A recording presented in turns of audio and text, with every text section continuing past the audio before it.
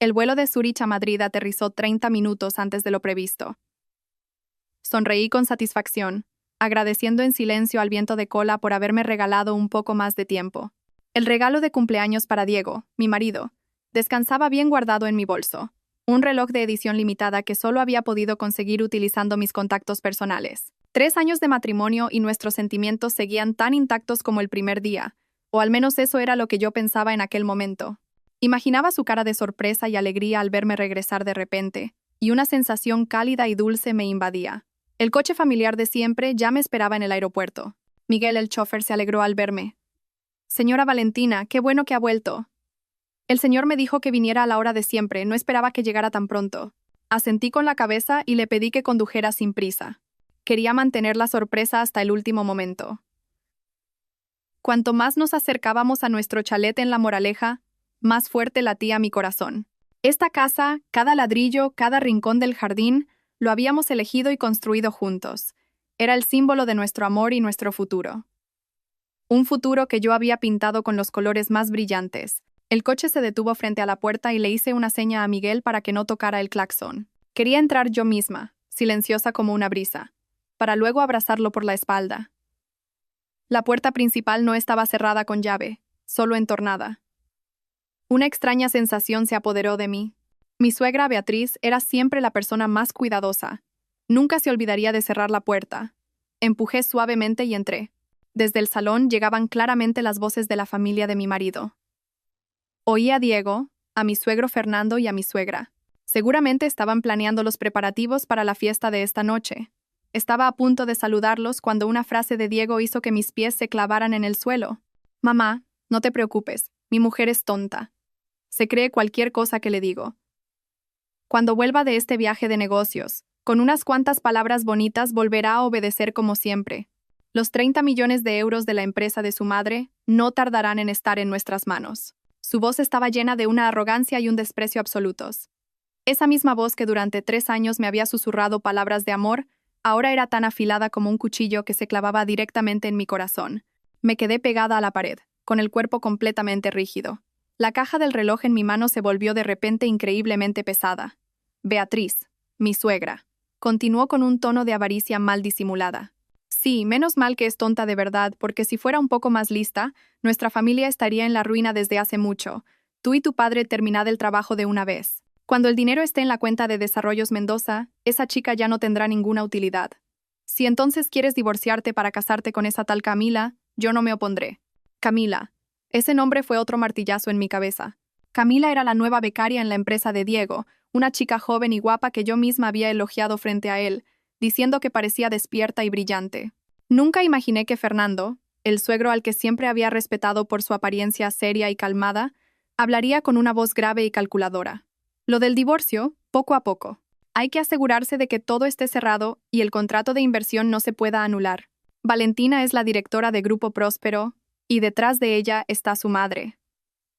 Teresa no es una mujer sencilla. Tenemos que ir paso a paso. Con seguridad. Diego, tú sigue haciendo tu papel de marido perfecto. No dejes que sospeche nada. Cada palabra era como una aguja envenenada pinchando mi piel. Resultaba que mi matrimonio de 3 años no era más que una obra de teatro. Yo era la ingenua protagonista, y ellos, unos actores de un talento magistral. Actuaron tan perfectamente que nunca sospeché nada. El amor, el cariño, las promesas de un futuro juntos, todo era mentira. Su único objetivo eran los 30 millones de euros de la empresa de mi madre, Grupo Próspero, para salvar su propia compañía, Desarrollos Mendoza, que estaba al borde de la quiebra. Un dolor agudo se apoderó de mi pecho. Sentía que me faltaba el aire. Tuve que apoyarme en la pared para no caerme. Pero no lloré. Quizás cuando la verdad es demasiado cruel, una ya no puede llorar. En su lugar, un frío aterrador se extendió por todo mi cuerpo. El amor en mi interior murió, y de sus cenizas resurgió el odio. Retrocedí en silencio, cerrando la puerta con cuidado, tal como la había encontrado. No podía dejar que descubrieran que su farsa había sido revelada. Si querían actuar, yo sería quien reescribiera el guión para el acto final. Me di la vuelta y salí rápidamente por la puerta que una vez fue mi paraíso. El corazón me sangraba, pero mi mente estaba extrañamente lúcida. El plan de venganza comenzó a formarse en ese mismo instante. Paré un taxi y le pedí al conductor que me llevara directamente a un hotel en el centro de la ciudad. Necesitaba un lugar tranquilo, un espacio solo para mí, para poner mis ideas en orden. Sentada en el coche, veía pasar Madrid por la ventanilla. Las mismas calles familiares, los mismos árboles por los que pasaba cada día. Pero, ¿por qué todo me parecía tan ajeno hoy? Mi mundo se había derrumbado en cuestión de minutos. El hombre al que amaba, la familia a la que respetaba de todo corazón, todos eran unos estafadores. Al llegar a la habitación del hotel, cerré la puerta con llave y me dejé caer en un sillón. El silencio me envolvió. No lloré, no grité. Simplemente me quedé allí, mirando fijamente al vacío. Los recuerdos de los últimos 3 años volvieron a mí, nítidos como una película a cámara lenta. El día que Diego me pidió matrimonio en un parador con vistas a Toledo, su mirada parecía tan sincera. El día de la boda, prometiendo ante ambas familias que me amaría y cuidaría toda la vida.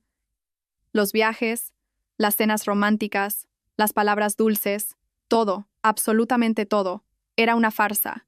Me veían como a una oveja gorda, engordándome pacientemente solo para el día del sacrificio.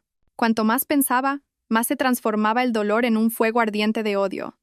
Habían pisoteado mi amor, me habían convertido en una idiota. Querían 30 millones de euros, pues yo les enseñaría el precio que se paga por subestimar a esta Valentina. No era una chica débil que se derrumba fácilmente. Soy la hija de Teresa, la presidenta de Grupo Próspero, una mujer que construyó un imperio de la nada. La sangre fuerte de mi madre corre por mis venas. Cogí el teléfono y marqué el número de mi madre. Sonó una vez y su voz, siempre suave pero llena de autoridad, respondió. «Valentina, cariño, ¿has llegado ya?» Su voz hizo que se me hiciera un nudo en la garganta, pero rápidamente me recompuse. No era momento para la debilidad. Respiré hondo, tratando de mantener la voz lo más calmada posible. «Mamá, ya he llegado. Estoy ocupada con algo fuera. Escúchame. Necesito que ordenes la retirada inmediata de toda la inversión de 30 millones de euros en Desarrollos Mendoza, la empresa de Fernando. Ahora mismo, sin perder un segundo». Hubo un silencio de unos segundos al otro lado. Mi madre es una mujer inteligente y perspicaz. Sabía que algo terrible debía haber pasado para que yo fuera tan tajante. No preguntó el motivo, no me cuestionó. Solo dijo una frase firme. «De acuerdo, me encargo de ello ahora mismo». Sus palabras me quitaron un gran peso de encima. Sabía que mi madre no me decepcionaría. Teresa llevaba décadas en el mundo de los negocios. Lidiar con gente como la familia de Diego era un juego de niños para ella. «Y una cosa más, mamá», continué, con la voz un par de tonos más fría. «A partir de ahora, cualquier asunto relacionado conmigo y esa familia, déjame resolverlo a mí. Necesitaré tu ayuda, pero yo tomaré las decisiones. Quiero hacerles pagar con mis propias manos por lo que han hecho». Esta vez, mi madre guardó silencio más tiempo. Podía imaginarla frunciendo el ceño, preocupada por mí. Pero al final, respetó la decisión de su hija. «Entendido. Haz lo que creas correcto. Siempre estaré aquí para apoyarte». Al colgar, sentí una nueva fuerza surgir en mi interior. El dolor seguía ahí, pero ya no me paralizaba. Se había convertido en mi motor. Abrí mi agenda de contactos y busqué un nombre familiar. Pablo, abogado. Pablo no solo era mi abogado personal, sino también mi mejor amigo desde la universidad. Era la única persona en la que podía confiar plenamente en este momento. Marqué su número. La voz de Pablo al otro lado sonaba tan alegre como siempre. «Vaya, ¿la gran jefa ha vuelto? ¿Has traído algo para tus humildes súbditos?» «Pablo, necesito tu ayuda», dije con seriedad, sin rastro de broma. Pablo notó al instante que algo iba mal. «¿Dónde estás? ¿Qué ha pasado?» «Te envío la dirección. ¿Puedes venir ahora mismo? Es muy urgente». «Claro, dame 15 minutos». Tras colgar, fui al baño y llené la bañera con agua fría. Necesitaba limpiar toda la suciedad que la familia de Diego había vertido sobre mí. Me miré en el espejo. Unos ojos enrojecidos pero sin lágrimas. Un rostro pálido pero con una mirada afilada. La mujer débil, sumergida en un amor falso, había muerto. La persona frente al espejo era completamente diferente, lista para una guerra sin cuartel. 15 minutos después, Pablo llegó. Al ver mi estado, no pudo ocultar su preocupación. Se sentó frente a mí y preguntó con inquietud. «Valentina, ¿qué demonios ha pasado? Tienes una cara terrible». Sin rodeos, le conté toda la historia, desde mi ilusionado regreso a casa hasta la cruel conversación que escuché en el salón. Se lo conté todo con calma, con claridad, sin omitir un solo detalle, con una voz monótona y sin emoción, como si narrara la historia de otra persona. Solo mis manos, fuertemente apretadas, traicionaban el caos de mi interior. Cuando terminé, Pablo se quedó en silencio un buen rato. Su rostro, normalmente jovial, se endureció y sus ojos brillaron con rabia. Golpeó suavemente la mesa, un gesto contenido. Malditos sean. Esa gente no tiene alma. ¿Cómo se atreven a engañarte así? La ira de Pablo fue un bálsamo para mí. Al menos, tenía un amigo sincero a mi lado. Ahora no es momento para enfadarse, Pablo. Necesito que me ayudes. Pide lo que sea, respondió sin dudar. Investiga a esa becaria Camila. Quiero saberlo todo sobre ella, su familia, su pasado, cuándo empezó su relación con Diego. Todo, con el mayor detalle posible, dije con voz gélida. Y también la situación financiera de Desarrollos Mendoza. Quiero un informe completo sobre sus deudas y sus proyectos fallidos. Pablo asintió. Eso es fácil. Pondré a mi gente a trabajar en ello de inmediato. Pero, ¿y tú? ¿Qué piensas hacer? ¿Divorciarte y echarlos a todos a la calle? Negué con la cabeza, una sonrisa amarga y fría apareció en mis labios. Si fuera tan simple, sería demasiado fácil para ellos. Me han tratado como a una idiota durante 3 años. Tienen que probar su propia medicina. Seguiré interpretando mi papel de esposa dulce y abnegada. Esta obra de teatro la representaré con ellos hasta el final. Pablo me miró, con cierta preocupación en sus ojos. Valentina, ¿no será demasiado para ti? Tener que ver cada día al hombre que te ha traicionado, fingir que lo amas. Temo que no lo soportes. No te preocupes, afirmé con decisión. Cuando el amor muere, solo queda la razón. Tú haz bien tu trabajo. Del resto, me encargo yo. Después de que Pablo se fuera, me tomé otra hora para calmarme. Llamé a casa y le dije a la empleada del hogar que tenía una reunión inesperada con un socio importante que acababa de volar desde Zúrich, así que llegaría tarde. Le pedí que preparara la fiesta de cumpleaños de Diego como si nada. Luego, fui a un centro comercial, me compré un vestido nuevo y me maquillé de nuevo, con esmero. Tenía que asegurarme de que al volver, nadie notara en mí el más mínimo rastro de derrumbe. A las 8 de la noche, conduje de vuelta a casa. El chalet estaba brillantemente iluminado y una música suave se oía desde dentro. Respiré hondo, me puse la máscara perfecta de una esposa feliz y entré. Diego corrió a recibirme, con una falsa expresión de preocupación. «Cariño, has vuelto. Te he estado llamando sin parar. Estaba tan preocupado». «¿Dónde te habías metido?» Sonreí dulcemente y rodeé su cuello con mis brazos, un gesto que ahora me producía náuseas. «Lo siento, mi amor. Un socio muy importante. No podía irme antes. Feliz cumpleaños, marido mío». Le di un ligero beso en la mejilla. Diego me abrazó con fuerza y me susurró al oído. «Gracias, mi vida. Con que estés aquí, soy el hombre más feliz del mundo». Cerré los ojos tratando de contener las ganas de vomitar. Ese abrazo, que una vez fue mi refugio más cálido, ahora me parecía frío y sucio. Mis suegros también se acercaron, con rostros sonrientes y amables. «Valentina, ya estás aquí. ¿Has comido algo?» «Ven a cenar con nosotros», dijo Beatriz con voz afectuosa. «Gracias, mamá. Con tanto trabajo ni siquiera he tenido tiempo de comer», respondí con una mezcla de cansancio y felicidad. «Habéis preparado todo maravillosamente». La cena de cumpleaños transcurrió en un ambiente cálido. Ellos interpretaron su papel a la perfección, y yo también. Le serví comida a Diego, le llené la copa de vino a mi suegro y charlé alegremente con mi suegra. De vez en cuando captaba las miradas cómplices que se intercambiaban cuando pensaban que no me daba cuenta. Estaban celebrando que su presa ya estaba en la trampa, sin saber que eran ellos los que estaban a punto de caer en la red. Esa noche, acostada junto a Diego, escuchando la respiración acompasada del traidor, mi plan de venganza se iba haciendo cada vez más nítido en mi mente. Pocos días después de esa fiesta de cumpleaños falsa, empecé a actuar. Necesitaba una excusa razonable para aparecer por Desarrollos Mendoza, para ver la situación con mis propios ojos, y también para intimidar a ciertas personas. Después de recibir el informe preliminar de Pablo sobre la desastrosa situación financiera de la empresa, tuve una idea. Esa mañana, durante el desayuno, me volví hacia Diego con un tono de gran preocupación. «Cariño, últimamente te veo salir muy temprano y volver muy tarde. Pareces agotado. ¿Tenéis algún proyecto muy importante en la empresa?» Los ojos de Diego se iluminaron, aunque intentó parecer modesto. «Bueno, un proyecto como cualquier otro. Pero al estar en la fase inicial hay mucho trabajo y tengo que supervisarlo todo. ¿Quiero compartir esa carga contigo?», dije, mirándole directamente a los ojos. «¿Qué te parece si hoy voy a la empresa a echar un vistazo?» Yo también estudié administración de empresas. Quizás pueda aportar alguna idea para ti y para papá. Además, mi madre suele preguntarme por la inversión, y debería pasarme para poder informarle. Enfatice deliberadamente las palabras mi madre. Como era de esperar, Diego y Fernando, que estaba leyendo el periódico cerca, cambiaron ligeramente de expresión. Mi oferta era un arma de doble filo. Por un lado, se alegraban pensando que realmente me preocupaba la inversión, pero por otro, temían que descubriera algo anormal en su empresa vacía. Tras un momento de duda, Diego sonrió y aceptó. ¡Qué gran idea, mi amor! Con tu ayuda todo será mucho mejor. Le diré a papá que lo prepare todo y luego paso a recogerte. No hace falta, cariño. Puedo ir yo sola en mi coche. Quiero darles una sorpresa a todos, respondí. No quería ir con él. Necesitaba libertad para observar.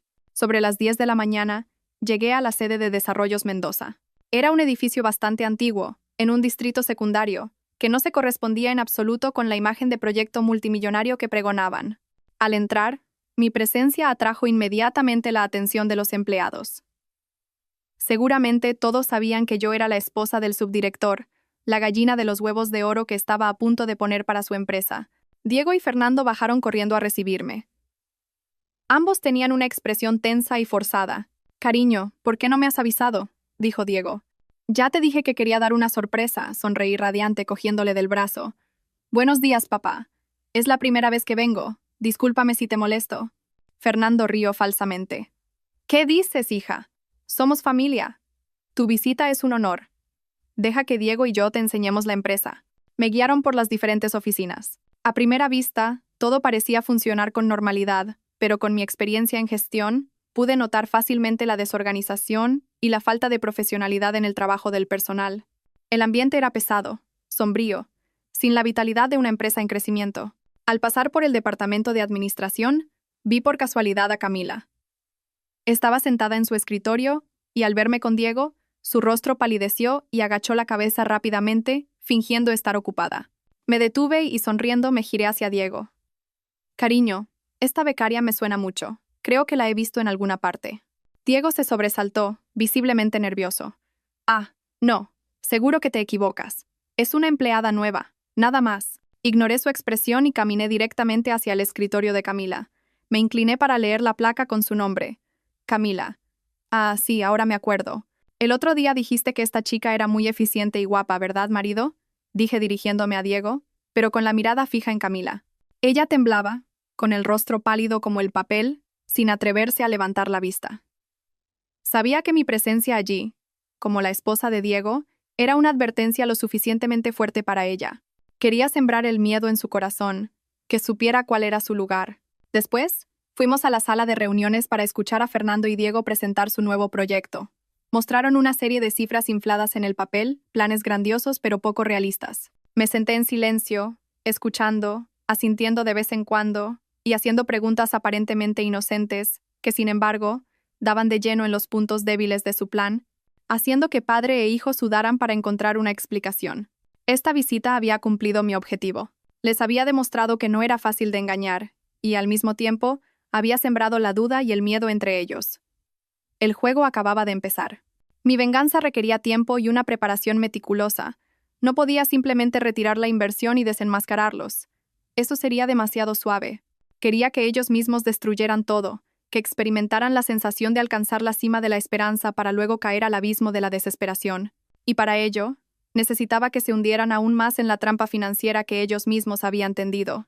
Una semana después de mi visita a Desarrollos Mendoza, leí en las noticias sobre una subasta benéfica organizada por una prestigiosa fundación de la ciudad. Era un gran evento que reuniría a muchos empresarios y gente influyente. Sabía que la familia de Diego no dejaría pasar esta oportunidad para pulir su imagen y hacer contactos. Y esa era también mi oportunidad. Durante la cena, mencioné la subasta de forma casual. Mi madre me ha llamado para recordarme que este fin de semana es la subasta benéfica de la Fundación Corazón Solidario. Dice que es un evento muy importante y que muchos de los grandes socios de Grupo Próspero asistirán. Al oír esto, los ojos de Beatriz se iluminaron. «Oh, ¿de verdad, hija? Tu madre sí que tiene visión. A esos eventos hay que ir para ampliar contactos». «Por supuesto que iremos». Sonreí con aire inocente. «Sí, pero ir con las manos vacías queda un poco feo». Todos los que van pujan por algo para apoyar a la fundación. No sé qué objeto elegir. Dicho esto, abrí casualmente mi tablet y empecé a mirar la lista de artículos de la subasta. Me detuve en la imagen de un jarrón de cerámica antiguo con un diseño exquisito. ¡Oh, qué bonito es este jarrón! Se parece mucho a uno del que mi madre me habló una vez. Dijo que mi abuelo tenía uno idéntico, pero que tuvo que venderlo en tiempos difíciles y siempre se ha arrepentido. Lo dije como si nada, con un tono de nostalgia, pero sin dejar de observar la reacción de Diego y sus padres. Efectivamente, se miraron entre ellos, intercambiando una mirada cargada de significado. Sabía que el pez había picado el anzuelo. Ganarse el favor de mi madre, la presidenta del grupo que tenía en sus manos su destino, era lo que más ansiaban en ese momento. Los días siguientes no volví a mencionar el jarrón, pero sabía que Diego ya había puesto a gente a investigar. Un día, llegó a casa con una expresión exultante. Mi amor, ya he preguntado. Ese jarrón es una antigüedad muy valiosa, con un origen claro. Creo que deberíamos comprarlo para regalárselo a tu madre. Seguro que le encantará. Fingí preocupación. Pero el precio de salida ya es de 50.000 euros. Me temo que en la subasta subirá mucho. ¿Realmente merece la pena, cariño? Diego me cogió la mano, con voz decidida. Por hacer feliz a tu madre, cualquier dinero merece la pena. No te preocupes, de eso me encargo yo. Considéralo un pequeño gesto de agradecimiento de mis padres y mío hacia ella. Sabía perfectamente que ese pequeño gesto era en realidad una inversión. Estaban dispuestos a gastar una gran suma para ganarse la confianza de mi madre y asegurar que los 30 millones de euros no corrieran peligro. Pero lo que no sabían era que el jarrón era falso. Le había pedido a un amigo experto en antigüedades que lo evaluara a través de las fotos y me había confirmado que era una falsificación muy bien hecha. La persona que lo había incluido en la subasta también formaba parte de mi plan. La noche de la subasta, mi familia política y yo aparecimos vestidos con elegancia y sofisticación. Diego actuó como el marido más galante y atento. Cuando salió el jarrón antiguo, no dudó en empezar a pujar. La puja se volvió reñida cuando otros competidores se mostraron decididos a conseguirlo. Por supuesto, esos competidores eran gente mía. El precio del jarrón subió rápidamente. Finalmente, Diego ganó la puja por 250.000 euros, una cifra que causó un murmullo en toda la sala. Cuando Diego subió al escenario a recoger el objeto, me miró con orgullo y triunfo. Creía que acababa de anotarse un gran tanto con la familia de su mujer. Fernando y Beatriz tampoco podían ocultar su alegría.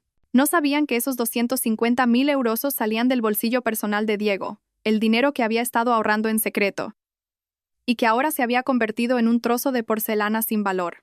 Al ver su sonrisa solo sentí lástima. El precio de la mentira a veces comienza con el más brillante de los oropeles. Tras la subasta del jarrón, la familia de Diego estaba aún más convencida de que se había ganado por completo mi confianza y la de mi madre. Su trato hacia mí se volvió aún más dulce y solícito. Diego incluso intentó mostrarse más arrepentido por su aventura, la cual él creía que yo desconocía por completo. Pero un zorro no puede ocultar su cola. Pocos días después, Pablo me dio una noticia importante. Este sábado por la noche, Diego ha quedado con Camila en el restaurante Le Ciel de Madrid, un lujoso restaurante francés en el barrio de Salamanca. Ha reservado un rincón privado. Sonreí con desdén. La cabra siempre tira al monte. Acababa de gastarse 250.000 euros para ganarse a su suegra, y ya se iba de cita con su amante. Quizás pensaba que yo nunca iría a un lugar así sola, o quizás su ciega confianza había nublado su juicio. Perfecto, le dije a Pablo por teléfono. Gracias. Inmediatamente llamé a mi madre. Mamá, ¿estás libre este sábado por la noche? Me gustaría invitarte a cenar al Le Ciel de Madrid. Mi madre se sorprendió. ¿Ocurre algo especial, hija? Nada especial, mamá. Solo quiero que pasemos un rato juntas. Hace mucho que no salimos a cenar solas. ¿Vienes conmigo? Dije con voz mimosa. Mi madre, que siempre me consentía, aceptó de inmediato. Claro que sí, mi niña. Si tú me lo pides, ¿cómo voy a negarme? ¿A qué hora? A las 7:30, mamá. Y ponte bien guapa. El sábado por la noche, mi madre y yo llegamos al restaurante. Había reservado una mesa desde la que se podía observar el rincón privado de Diego, pero sin ser demasiado evidente. Nos sentamos, pedimos y charlamos animadamente como de costumbre. Mi madre no preguntó nada sobre mi plan, simplemente estaba a mi lado, dándome un apoyo incondicional. Sobre las 8, Diego y Camila entraron. Él vestía un traje elegante y ella un vestido escotado y maquillaje recargado, que la hacía parecer mayor de lo que era. Se dirigieron a su rincón reservado, sin percatarse de nuestra presencia. Mi madre y yo continuamos con nuestra cena. Media hora después, cuando ya les habían servido la comida, le hice una seña a mi madre. Me levanté, copa de vino en mano, y le dije: «Mamá, voy al servicio un momento». Deliberadamente, tomé un camino que pasaba junto a la mesa de Diego y Camila. Al acercarme, tropecé accidentalmente con la pata de una silla, y caí hacia su mesa. La copa de vino que llevaba en la mano se derramó sobre Diego, mojando una gran mancha en su camisa blanca. «Oh, lo siento muchísimo», dije torpemente. Luego levanté la vista fingiendo una sorpresa mayúscula. «Diego, ¿qué? ¿Qué haces aquí?» Diego y Camila se quedaron de piedra. Él, pálido, tartamudeaba sin poder articular palabra. Valentina, ¿qué haces tú? Aquí». A Camila se le cayeron los cubiertos al plato con un ruido estridente, presa del pánico. En ese momento, mi madre se acercó, fingiendo preocupación. Miró a Diego, luego a Camila, y en su hermoso rostro apareció una breve expresión de sorpresa, que rápidamente se transformó en una sonrisa indulgente y comprensiva, la de una mujer de mundo. «Vaya, Diego, qué coincidencia. Mi hija y yo también estamos cenando aquí», dijo con voz suave, como si nada. Luego se giró hacia Camila, mirándola de arriba abajo con una mirada que solo una mujer experimentada puede tener. «Hola, ¿eres compañera de trabajo de Diego? Eres muy guapa». Camila agachó la cabeza, sin atreverse a responder. Diego estaba tan nervioso que no sabía qué decir. Sí, mamá. Es una socia de la empresa. Estábamos discutiendo unos asuntos de trabajo. Mi madre sonrió para sus adentros, pero por fuera fingió creerle. Le dio una palmadita en el hombro a Diego, con voz cargada de ironía. «Ah, ¿sí? Discutir de trabajo en un lugar tan romántico debe ser muy productivo, ¿no? Bueno, no os molestamos más. Valentina, ven conmigo. Dejemos que estos jóvenes tengan su espacio para trabajar». Me cogió del brazo y me llevó de vuelta a nuestra mesa, dejando a Diego y Camila sentados en medio de la confusión y el pánico. Este encuentro fue un golpe psicológico perfecto. No fue una escena de celos escandalosa, sino una advertencia sutil que dejó a Diego aterrorizado por haber sido descubierto, pero a la vez incapaz de explicar la extraña generosidad de mi madre y mía. Su confusión y miedo no harían más que aumentar, y eso era exactamente lo que yo quería. La obra aún era larga, y las sorpresas que le esperaban no habían hecho más que empezar. Después de aquella fatídica noche en el restaurante, el ambiente en casa se volvió increíblemente extraño. Diego pasó varios días sin atreverse a mirarme a los ojos, siempre buscando excusas para evitarme. Intentaba mostrarse más atento y cariñoso, pero la torpeza y el miedo en cada uno de sus gestos no podían engañarme. Estaba esperando un arrebato de ira, un interrogatorio por mi parte, pero no le di lo que esperaba. Seguí tranquila, dulce, como si nada hubiera pasado. Mi silencio era el castigo más aterrador. Finalmente, después de casi una semana viviendo en la angustia, Diego no pudo más. Esa noche, mientras yo leía en el dormitorio, entró y se arrodilló a mis pies. «Valentina, lo siento, me he equivocado. Por favor, perdóname. Solo esta vez», sollozaba, aferrándose al borde de mi vestido. Dejé el libro y miré fríamente al hombre arrodillado ante mí. ¡Qué gran actor!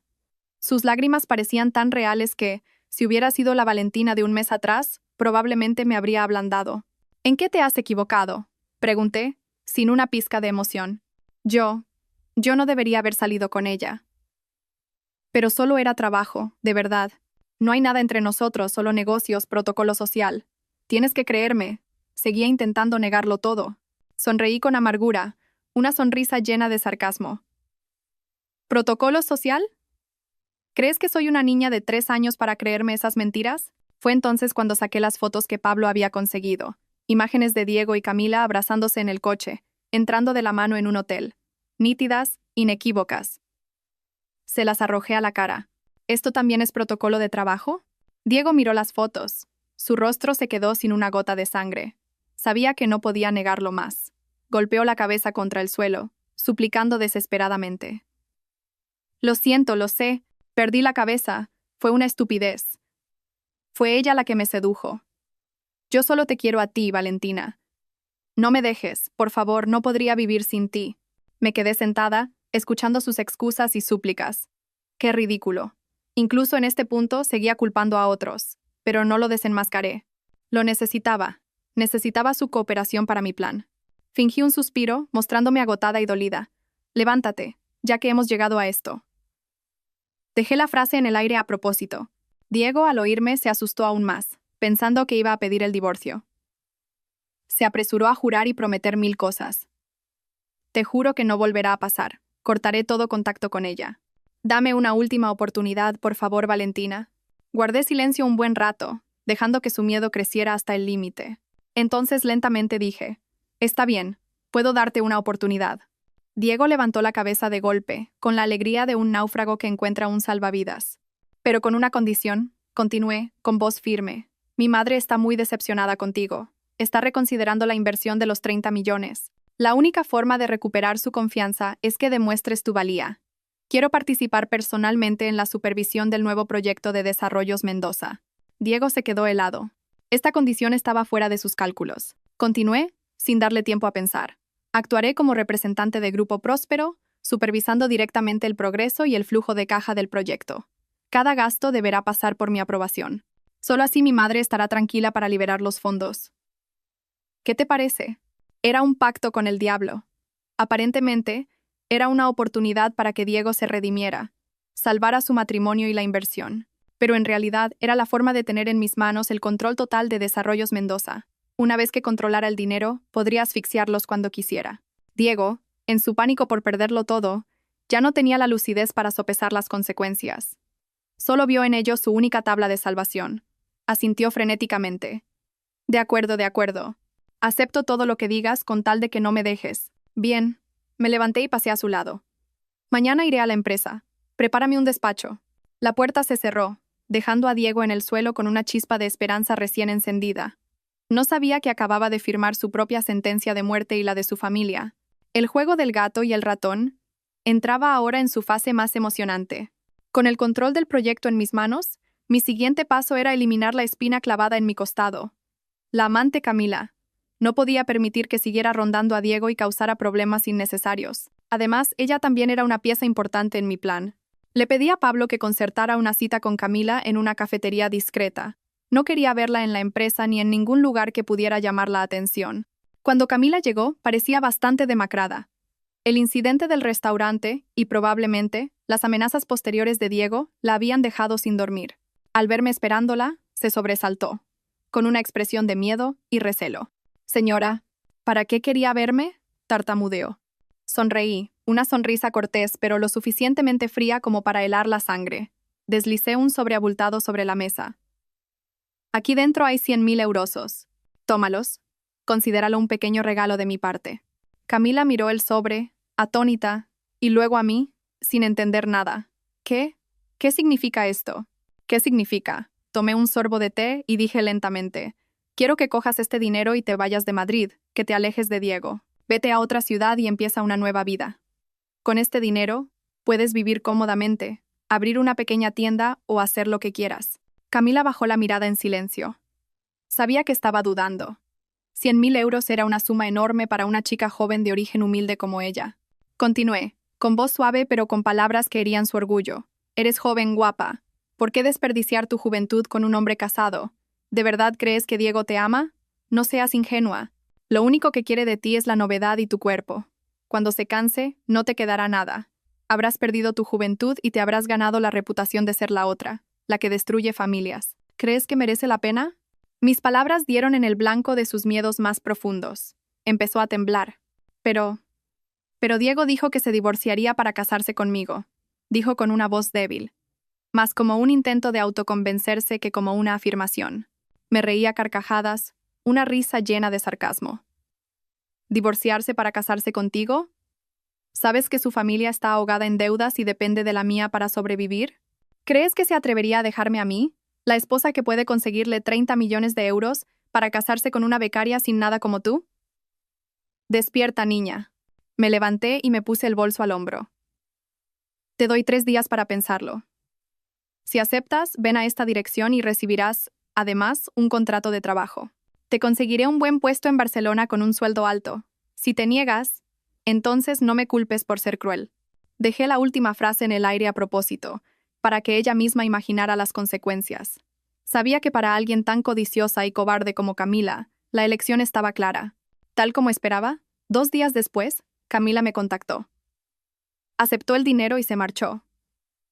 La transacción fue rápida y silenciosa.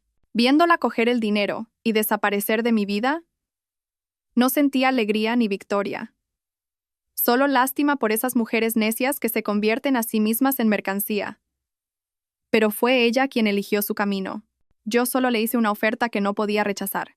Eliminado ese obstáculo, podía centrarme por completo en mi objetivo principal, la familia de Diego. Tras resolver el asunto de Camila, empecé mi trabajo de supervisión en Desarrollos Mendoza. Me asignaron un despacho junto al de Diego. Cada día, llegaba puntualmente a la oficina y exigía todos los documentos, contratos e informes financieros. Mi presencia era como una sombra que se cernía sobre toda la empresa. Padre e hijo, aunque sonreían y cooperaban en apariencia, estaban claramente nerviosos. Tenían que ocultar los déficits y los proyectos fallidos mientras se enfrentaban a mi estricta supervisión. Durante este proceso, descubrí numerosas prácticas de fraude fiscal y contabilidad creativa. Copié en secreto todas las pruebas y se las envié a Pablo para que las guardara. El cerco se estaba estrechando, pero necesitaba un último empujón, un golpe de gracia que les impidiera levantarse. Y entonces, ocurrió algo inesperado que me dio una idea audaz. Pablo me llamó con una noticia bomba. Valentina, tengo que decirte algo urgente. La chica Camila está embarazada. Me quedé de piedra. ¿Qué dices? ¿Estás seguro? Segurísimo. Mi gente la ha visto ir varias veces a una clínica ginecológica privada. Lo he confirmado. El embarazo es de unas 8 semanas. 8 semanas. Hice un cálculo mental. Eso fue justo antes de mi viaje de negocios a Zúrich. Colgué. Mi mente daba vueltas. Un plan descabellado pero perfecto comenzó a formarse. Si Camila podía estar embarazada, ¿por qué yo no? Actué de inmediato. Tenía una amiga íntima que era ginecóloga en un gran hospital privado, alguien en quien podía confiar ciegamente. Fui a verla y le expuse mi plan. Al principio se negó en rotundo, diciendo que era demasiado peligroso y poco ético. Pero después de que le contara toda la historia, la indignación reemplazó a sus principios profesionales. Aceptó ayudarme, con la condición de que me asegurara de que el hospital no se viera afectado. Con la ayuda de mi amiga, conseguí una ecografía y un historial de embarazo falsos. En ellos constaba claramente: embarazo de 12 semanas. Desarrollo normal. 12 semanas. Había calculado la cifra con precisión. Si estaba embarazada de 12 semanas, el momento de la concepción coincidiría exactamente con mi viaje a Zúrich. Eso significaba que Diego no podía ser el padre. Quería sembrar en su mente la duda, la sospecha más absoluta. Quería que se atormentara, que luchara con sus propios cálculos. ¿Pensaría que le había sido infiel? ¿O aceptaría criar un hijo que no era suyo por el bien de la inversión de 30 millones y el bebé de Camila? Este acto de la obra prometía ser muy interesante. Esa noche, volví a casa con una expresión de cansancio pero radiante de felicidad. Durante la cena, dejé caer accidentalmente un cubierto. Al agacharme a recogerlo, hice una mueca de dolor y me llevé la mano al vientre. Beatriz, mi suegra, que era muy observadora, preguntó al instante: «Valentina, ¿qué te pasa? ¿No te encuentras bien?» Levanté la vista y sonreí con timidez. «No es nada, mamá. Supongo que estoy un poco cansada últimamente». Diego también preguntó, preocupado: «¿Te duele algo, cariño? ¿Quieres que te lleve al médico?» Negué con la cabeza, mirándole a él y al resto de la familia con una expresión de pura felicidad. Saqué la ecografía de mi bolso y la puse suavemente sobre la mesa. «No hace falta ir al médico, cariño, porque tengo una buena noticia para toda la familia». Todos clavaron la vista en el papel. Fernando fue el primero en cogerlo. Cuando leyó en voz alta embarazo de 12 semanas, la habitación se quedó en un silencio sepulcral. Vi cómo la cara de Diego cambiaba de la sorpresa al desconcierto, y luego a un pánico pálido. Me miró a mí, luego al papel, con una mirada llena de duda y miedo. Mi plan había funcionado. El primer acto del final había comenzado. Mi buena noticia fue como una bomba en la familia de Diego. Fernando y Beatriz estaban exultantes. Para ellos, ese nieto era la garantía definitiva de la inversión de 30 millones, el heredero del imperio que soñaban construir. No dudaron ni un segundo de la veracidad del embarazo, o quizás prefirieron no dudar. Pero Diego era diferente. Durante los días siguientes, vivió en un tormento. Podía ver la confusión y la lucha interna en sus ojos. 12 semanas. Esa cifra lo obsesionaba día y noche. Quería preguntarme, pero no se atrevía. Temía que si lo hacía, todo se desmoronaría. La farsa del marido feliz a punto de ser padre se acabaría, y el sueño de riqueza de su familia se haría añicos. Su codicia y su cobardía le impedían enfrentarse a la verdad. Mientras tanto, sabía que la noticia del embarazo de Camila ya había llegado a oídos de Beatriz. Seguramente Diego se lo había contado, buscando ayuda en su madre. Y una mujer tan práctica y retorcida como Beatriz ya tenía su propio plan. Ese domingo le dije a Diego que quería ir a casa de sus padres para darles la buena noticia y comer en familia. Era una trampa que había tendido, y sabía que caerían. La comida transcurrió en una atmósfera de falsa alegría. Beatriz no paraba de servirme comida, dándome todo tipo de consejos para embarazadas. Interpretó a la perfección el papel de suegra cariñosa y preocupada por su nieto. Después de comer, me llamó a su habitación para hablar, diciendo que eran cosas de mujeres. Diego y Fernando se retiraron discretamente. En su lujoso pero frío dormitorio, Beatriz me cogió la mano y dijo con voz suave y comprensiva: «Valentina, hija, sé que últimamente has sufrido mucho. Sé todo lo de Diego y esa chica». Fingí sorpresa, con los ojos llorosos. «Mamá, ¿lo sabías?». Ella suspiró, acariciándome la mano. «Soy su madre, ¿cómo no iba a conocerlo? Los hombres son así, a veces se divierten fuera, pero lo importante es que en su corazón solo estáis tú y vuestro hijo. Ya ves que ha reconocido su error y ha vuelto a ti. Sé que eres una mujer comprensiva, perdónale, ¿sí?». Bajé la cabeza en silencio, interpretando el papel de esposa dolida pero dispuesta a perdonar. Al ver esto, Beatriz fue directa al grano. «Y en cuanto a esa chica Camila, en realidad, da un poco de pena. Cometió un error, y ahora lleva en su vientre sangre de esta familia». Se detuvo para observar mi reacción. Al ver que no decía nada, continuó, con un descaro creciente. «Lo he pensado bien. Al fin y al cabo, es mi nieto, y abandonarlo sería una pena. ¿Qué te parece si... bueno, tú también vas a dar a luz pronto, así que matamos 2 pájaros de un tiro? Le decimos a todo el mundo que vas a tener gemelos. Cuando la otra chica dé a luz, traemos al bebé a casa, y tú lo reconoces como tuyo. Así salvamos la reputación de la familia y no perdemos a un heredero de los Mendoza. ¿Qué te parece?». Al escuchar esas palabras, sentí náuseas. ¿Cómo podía existir una mujer tan desvergonzada? ¿Proponiéndole tranquilamente a su nuera que críe a la hija ilegítima de su marido? ¿Qué se creía que era yo? ¿Una incubadora? ¿Una herramienta para legalizar las fechorías de su hijo? Estaba preparada para lo peor, pero aún así, su verdadera cara me repugnaba. Sin embargo, en mis labios se dibujó una sonrisa. Había activado en secreto la grabadora de mi móvil, que estaba en mi bolso. Toda la conversación, cada una de sus palabras inhumanas, estaba siendo grabada. Levanté la vista y la miré con inocencia. «Mamá, entonces, ¿tendría que criar a los 2 bebés? ¿Crees que podré con todo?». Beatriz, al ver que no me oponía, se alegró enormemente. «No te preocupes, contrataremos ayuda. Tú solo tienes que ser su madre a efectos legales. Diego te estará eternamente agradecido, y toda la familia también. Piénsalo. Es la mejor solución para todos». «De acuerdo, mamá. Lo pensaré», respondí con voz obediente. Salí de la casa de mis suegros con la valiosa grabación en mi poder. Sería la prueba irrefutable, el golpe de gracia que acabaría con el honor de toda su familia. Todo estaba listo para el acto final. Tras la conversación con mi suegra, volví a casa sintiendo una mezcla de asco y satisfacción. La grabación en mi teléfono era mía en la manga, la prueba definitiva de la desvergüenza de toda su familia. Ahora, todo seguía el guión que yo había escrito. Mi falso embarazo, junto con el embarazo real de Camila, se habían convertido en 2 potentes narcóticos que habían hecho que la familia de Diego perdiera por completo la razón, dejando solo una codicia ciega. Creían que estaban a punto de conseguirlo todo, una inversión millonaria para reflotar su empresa y no 1, sino 2 herederos. Esta creencia los volvió imprudentes y descuidados. Al día siguiente, mi madre, Teresa, envió el nuevo contrato de inversión a Desarrollos Mendoza. Era un contrato que Pablo y yo habíamos redactado de nuevo con sumo cuidado. Por fuera, parecía incluso más generoso que el anterior, con cláusulas muy atractivas sobre beneficios y soporte técnico. Pero en su interior se escondían cláusulas legales extremadamente restrictivas, trampas financieras sutiles que, al menor descuido, podían costarles todo. Normalmente, Fernando, un hombre con cierta experiencia en los negocios, lo habría revisado con lupa. Pero ahora, su mente estaba nublada por la visión de un futuro brillante. Además, conmigo embarazada y supervisando personalmente desde la empresa, estaban convencidos de que era un mero trámite. Fernando y Diego firmaron el contrato sin dudarlo. En el momento en que la pluma de Fernando tocó el papel, supe que el destino de Desarrollos Mendoza estaba sellado. Para poner en marcha el nuevo proyecto según los grandiosos planes que habían dibujado, necesitaban un capital inicial considerable.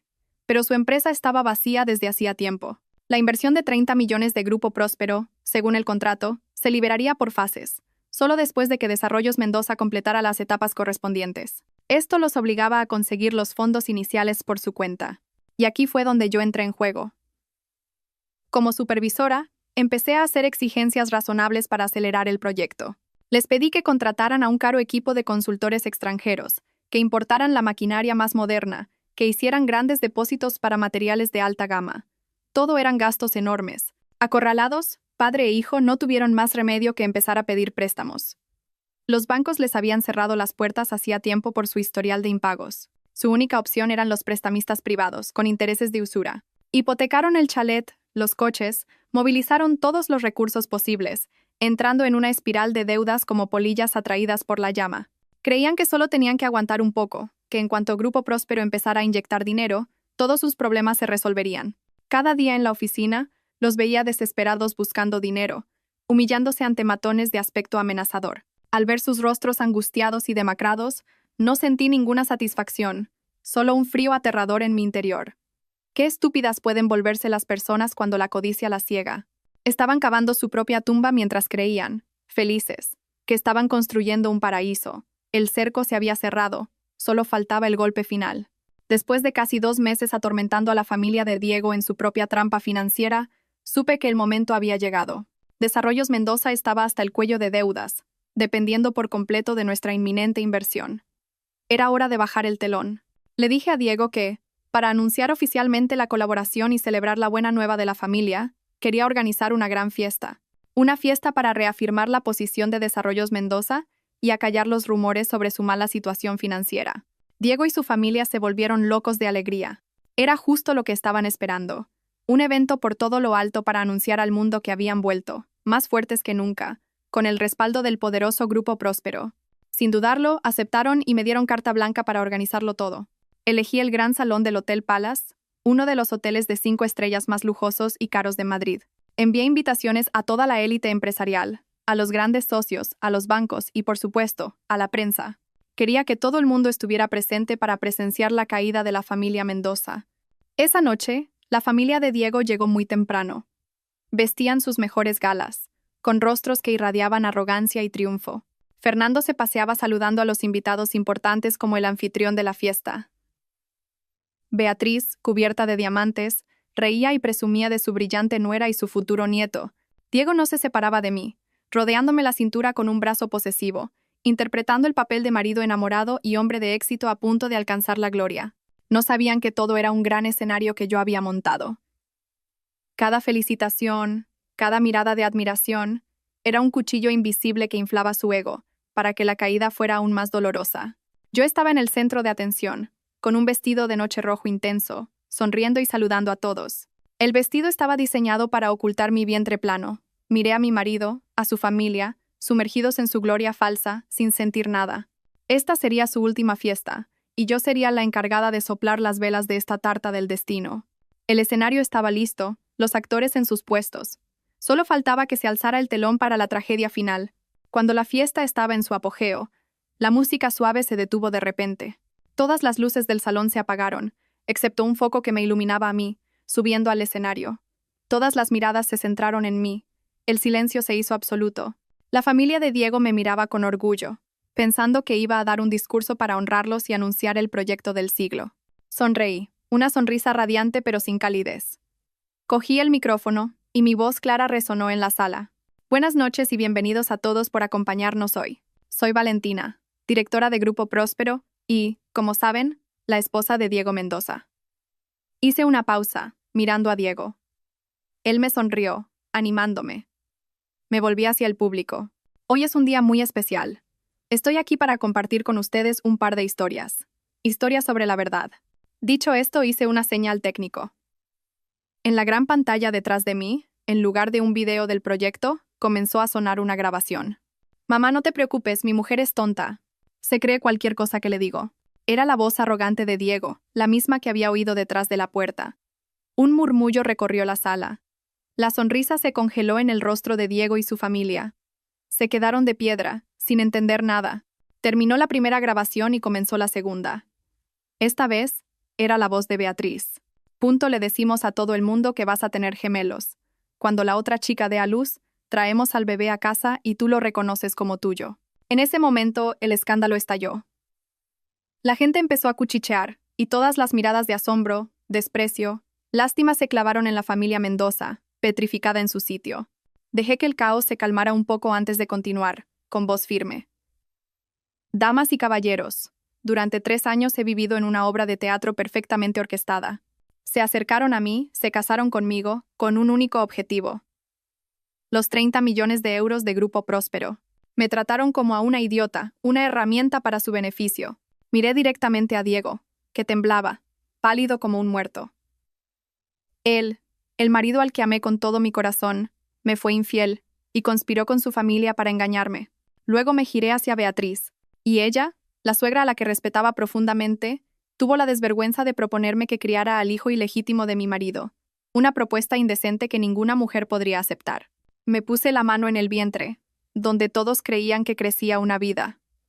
Y este embarazo, dije con amargura, también era parte de mi plan de venganza. No estoy embarazada. Un grito ahogado recorrió la sala, pero el shock no había terminado.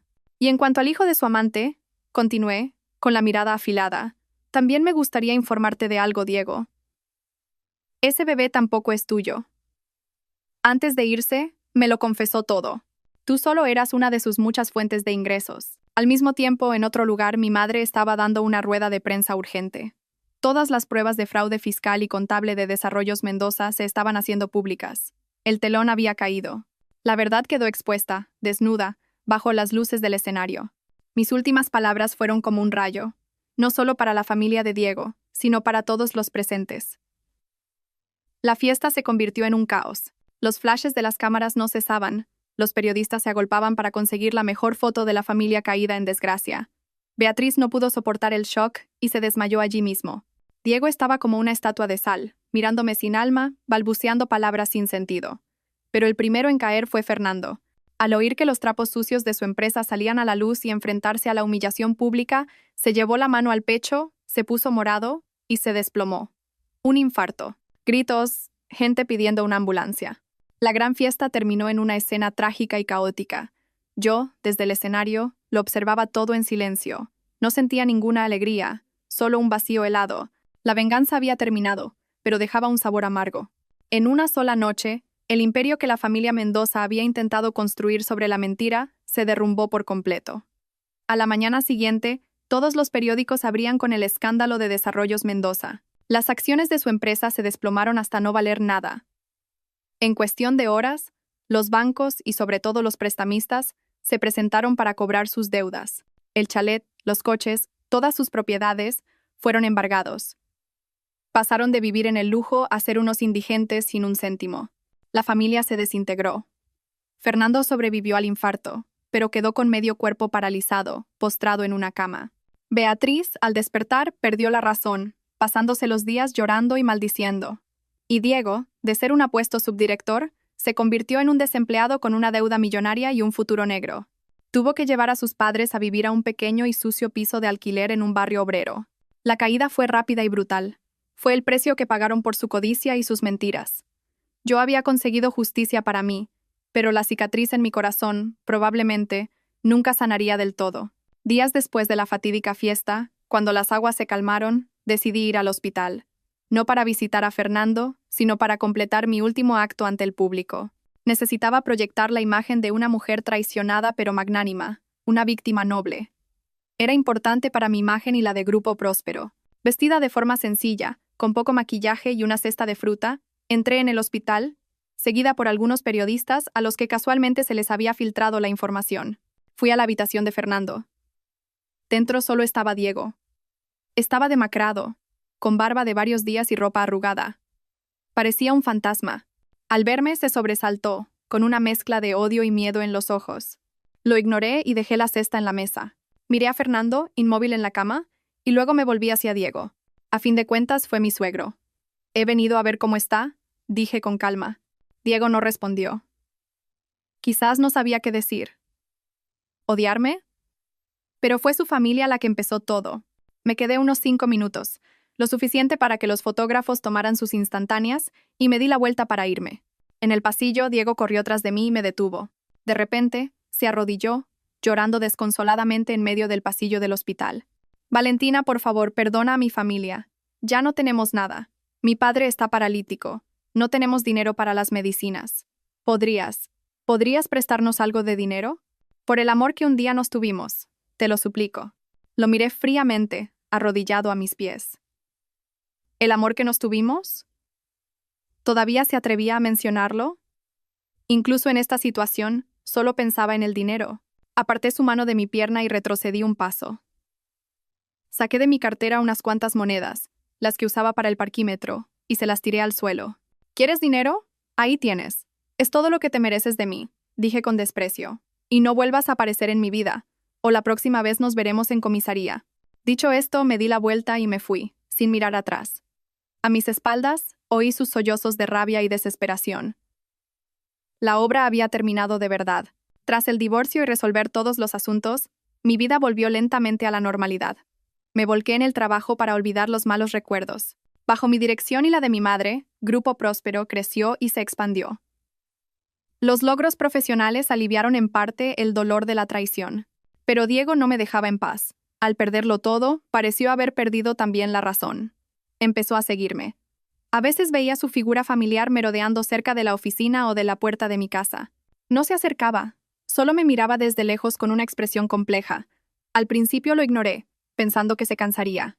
Fue en esa época cuando me reencontré con Adrián en un congreso de economía. Adrián era el fundador de una prometedora startup tecnológica, un joven empresario brillante, honesto y lleno de pasión. Habíamos sido compañeros en la universidad, pero perdimos el contacto. Al volver a vernos, conectamos enseguida. Era inteligente, divertido y, lo más importante, sincero. Con él me sentía en paz. Sentía que podía ser yo misma, una sensación que había olvidado hacía mucho tiempo. Empezamos a salir. Adrián conocía mi historia por la prensa, pero nunca preguntó. Simplemente estuvo a mi lado, cuidándome y demostrándome su afecto con hechos. Poco a poco, mi corazón de hielo empezó a derretirse. La presencia de Adrián en mi vida enloqueció a Diego. Ya no se contentaba con mirar desde lejos. Empezó a enviarme mensajes amenazantes, llenos de celos enfermizos. Una noche, mientras Adrián y yo cenábamos en un restaurante, irrumpió para enfrentarse a él. La seguridad tuvo que intervenir para sacarlo. Su acoso se volvió intolerable y supe que no podía seguir ignorándolo. Necesitaba tener una última conversación con él, una para zanjar el asunto de una vez por todas. Decidí citarlo, no en un lugar público, sino en nuestro antiguo chalet, que ahora era de mi propiedad tras el divorcio. Quería que se enfrentara a todo lo que había perdido. Diego llegó a la cita, con un aspecto aún más lamentable que en el hospital. Estaba esquelético, con los ojos hundidos por el cansancio y el rencor. Al verme, se abalanzó para cogerme la mano. Valentina, por fin has querido verme. Lo sabía. Sabía que en el fondo todavía me querías. Retrocedí manteniendo la distancia. No te hagas ilusiones. Te he llamado para aclarar las cosas, de una vez por todas. ¿Aclarar qué, Valentina? ¿Podemos volver a empezar?, suplicó. Sé que me equivoqué, lo arreglaré. Haré lo que sea para compensarte. Fuimos felices, ¿lo has olvidado? Me reí una risa fría. ¿Felicidad? ¿La que se construye sobre mentiras y engaños? Diego, ¿sabes por qué fracasaste tan estrepitosamente? Me miró perplejo. Porque eres estúpido y arrogante, dije con voz afilada. Creíste que no sabía nada, que era fácil engañarme, pero te equivocaste. Todo, desde el momento en que volví de Zúrich, formaba parte de mi plan. El jarrón falso, el encuentro en el restaurante, el contrato de inversión, el embarazo falso. Todo lo orquesté yo. Le conté mi plan, detalle por detalle, sin omitir nada. Quería que supiera que nunca fue el ganador, solo una marioneta en la obra que yo misma había dirigido. A medida que hablaba, el rostro de Diego cambiaba de la esperanza al asombro, luego al horror y finalmente a la desesperación. Retrocedió, mirándome como si fuera un monstruo. No, no puede ser. Tú. Me engañaste. Exacto, afirmé. Simplemente te traté como tú me trataste a mí. Me enseñaste una lección. Que en esta vida no se puede confiar en nadie. Ahora, todo ha terminado. Lárgate de mi vida. Si sigues siguiéndome o acosándome, Esta grabación irá directamente a la policía. Levanté mi móvil, mostrando el archivo de audio con sus amenazas. Era prueba suficiente para meterlo en la cárcel unos años. Diego miró el teléfono, y luego a mí. Su voluntad y el poco orgullo que le quedaba se hicieron añicos. Se derrumbó en el suelo, llorando en silencio. Un hombre que lo había perdido todo. Familia, carrera, amor y hasta la dignidad. La obra había terminado de verdad. Después de ese último encuentro, Diego desapareció por completo de mi vida. Ya no me siguió más. No más mensajes.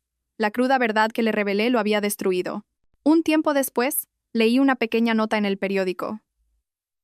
Fernando, tras un largo tratamiento, había recuperado parte de la movilidad y el habla. Lo primero que hizo fue enviar, a través de su abogado, una carta de disculpa pública a mi madre y a mí. En ella, admitía todos los errores de su familia, la codicia que los había cegado, y pedía perdón a la sociedad. Fue un gesto inteligente, aunque tardío. No salvaría su empresa ni recuperaría lo perdido, pero al menos les permitía conservar una última pizca de honor. El telón de la farsa de los Mendoza cayó definitivamente entre la ruina y el arrepentimiento. En cuanto a Camila, como había previsto, tras recibir una gran suma de dinero y conocer la verdad sobre el embarazo, también desapareció silenciosamente. Fue lo bastante lista para entender que quedarse en Madrid no le traería nada bueno. Una lección muy cara para una joven que se había equivocado de camino. Mi vida a partir de entonces se volvió pacífica. Los fantasmas del pasado dejaron de atormentarme. Pude dedicarme por completo a construir mi futuro. La relación entre Adrián y yo progresó de forma natural y sólida. Él no era un sustituto de Diego. Era un capítulo completamente nuevo en mi vida. Me trajo confianza, respeto y un amor sincero, sin cálculos. Decidimos casarnos después de un año de relación. Nuestra boda no fue ostentosa. Solo asistieron la familia y los amigos más cercanos. Pero estuvo llena de felicidad y calidez. Mi madre me miró con el vestido de novia, con los ojos llorosos. Cogió la mano de Adrián y le pidió que cuidara bien de su única hija. Poco después de la boda, descubrí que estaba realmente embarazada. Esta sensación era completamente diferente a la del embarazo falso. Era una alegría sagrada, una dulce expectación. Adrián lloró de felicidad. Me cuidó con un esmero infinito, sin dejarme hacer el más mínimo esfuerzo. Grupo Próspero, bajo mi liderazgo y con el apoyo de mi madre, se hizo cada vez más fuerte, expandiéndose por toda la región. Había demostrado mi valía, no como la hija de la presidenta, sino como una verdadera empresaria. Tenía una nueva vida, una nueva familia, una felicidad plena y serena. Meses después, di a luz a un niño sano y precioso. Era idéntico a Adrián. Mirando a mi hijo dormir en mis brazos, sentí que mi vida nunca había sido tan completa. Todo el dolor, todo el daño del pasado, parecía haberse curado. Una tarde, mientras veía la televisión en el salón, en el informativo económico emitieron un breve reportaje sobre empresarios que, tras una época de gloria, habían caído en desgracia. Y allí vi a Diego. Apareció en pantalla, no como un empresario de éxito, sino como un deudor en la lista negra de la Central de Riesgos Nacional. Parecía 10 años mayor, demacrado, con la piel oscura y la ropa vieja. Respondía a las preguntas de un periodista en un bar de carretera. Cuando le preguntaron por sus errores pasados, agachó la cabeza y sonrió con amargura. Fue culpa mía, solo mía. Se cosecha lo que se siembra. El bien y el mal se pagan, de eso no hay duda. Adrián se acercó y apagó suavemente la televisión. Me rodeó los hombros con su brazo, sin decir nada. Apoyé la cabeza en su hombro, sonriendo serenamente. El pasado, por fin, estaba atrás. Ante mí solo había un futuro brillante, junto al hombre que amaba y nuestro pequeño hijo. Había dado la vuelta a la partida de mi vida, y finalmente había encontrado mi verdadera felicidad.